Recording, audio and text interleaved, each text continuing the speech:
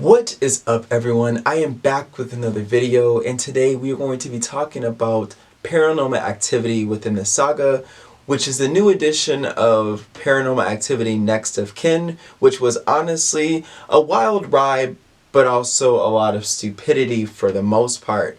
If this is your first time seeing my face or hearing my voice, please go check out the other things on my channel. Go check out the other stuff on my channel. I just said channel. Yeah, I did. Like, share, comment, pop that bubble, and subscribe, and hit the notification bell down below because you don't want to miss when I post. And also, it's just going to help me out.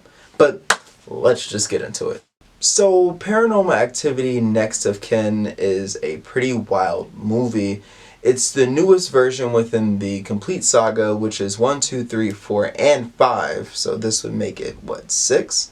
I don't necessarily know where it's placed within all of the sagas, but it's damn near pretty new because they introduced COVID, even though they don't explicitly say it within the movie.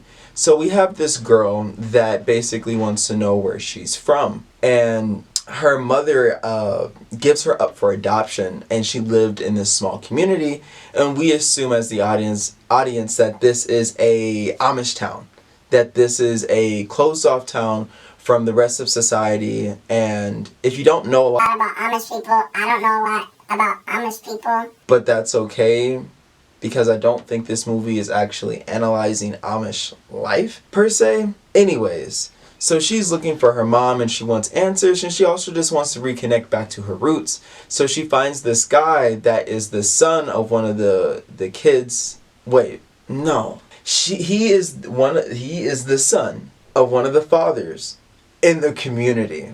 And so that is their way into the community itself. So she brings along her boyfriend and the camera crew, which is really just one person. And so they can basically film and document everything there as they are kind of moving about. Does that make sense? I hope that makes sense. So anyways, skipping forward a little bit, they go on the little car ride, road trip or whatever. They bring all their luggage and stuff like that. And he introduces them to this community. They're a little odd. They're a little what? A little weird. They're a little weird. And there's something off, but you as the audience don't really know what it is yet. And I don't think that the protagonist knew either.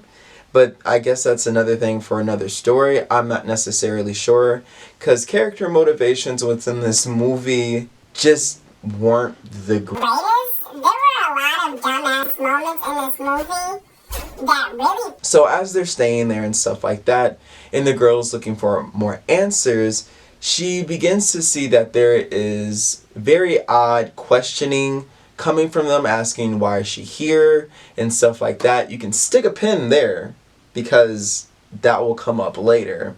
And so they're basically giving her the cold shoulder as time progresses while they're there. And then eventually there's particular moments where she asks about her mom and what she did, and she actually got pregnant by an Englishman, which is somebody that just lives outside of the community, and she basically had to give up the baby, which, well, her father had to give up the baby. Something to note is that the girl, the protagonist's lineage and her mom are the only ones that can essentially host a Mobius. I think it's a Mobius. I might be saying it wrong.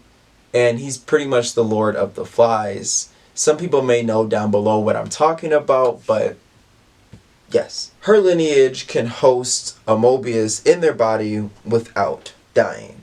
Yes. And I think one thing that definitely pissed me off about her is that I understand that she wanted answers, but she was just snooping the fuck around so loudly along with her boyfriend. And then they would bring the cameras and bring all this light and shit like that. There's a specific scene, well, now I'm getting into the scenes because I'm going to be skipping all around the place. There's a specific scene where they're hiding from the mom that has a Mobius inside of her, and they just have the flashlight on the entire time. They have the flashlight on the entire time. I'm like, turn the fucking shit off. Turn it off. Turn off the flashlight. But no, they don't want to turn off the goddamn flashlight. And it essentially finds them, but she ends up knocking the monster into some type of contraption within the farm that they were able to kind of escape, I guess. There's another dumbass moment where the protagonist ends up learning that the people in the community have been stalking them since they've been in the city, specifically her, and have been trying to get her back to the community so they can use her as a new host because her mom is no longer viable. She's no longer Why can't I say this? Viable. She's no longer viable. She's deteriorating. She's dying. So they need a new host. Once she learns this, she tells her boyfriend, she tells the dude that also comes with them that carries the camera, and for some reason they walk out of the house. She explains it, and then they go back into the house to spend the night. I'm black. I would have walked the 30 miles back home. There is no ounce in my body that I would have gone back and got my stuff.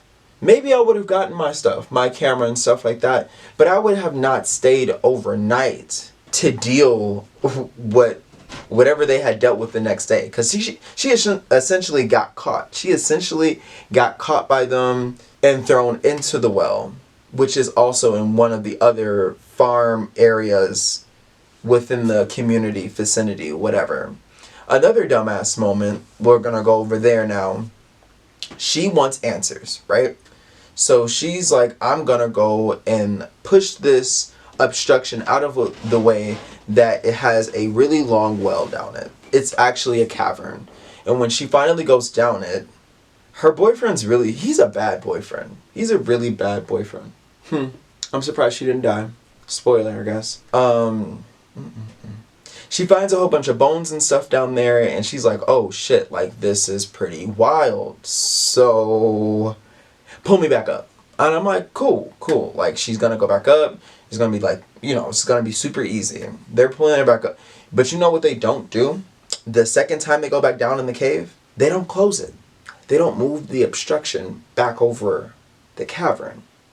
When she's going down, there's a whole bunch of crosses and all this other stuff. So essentially, whatever is down there cannot get back up. Now, like I said, this was the first time they went down there, they closed it. The second time they went down there, they did not close it. And that's when they went back in the house once they had learned that they had been looking for them, specifically the girl. This movie is really stressful. Mobius ends up getting out of the cave. The girl and her boyfriend ended up getting away. And there's a really nice scene, which I will definitely give this movie a 5 out of 10. Because there's a really nice scene at the end where Mobius is inside the son that originally brought them's body. And he's just driving along, listening to some old school music, like classical music, in the police car. And it's just like really silent. He makes the police officers kill themselves. Yeah. I don't know. This movie definitely is something. But I know that this series of movies, they need to die. But yeah, that's all I have for today. That was just kind of like a short rant about Paranormal Activity. But let me know what you think down in the comments. Please like, share, comment, pop that bubble, and subscribe. Hit that notification bell down below because it would greatly help me out. And I will see all of you later. Deuces.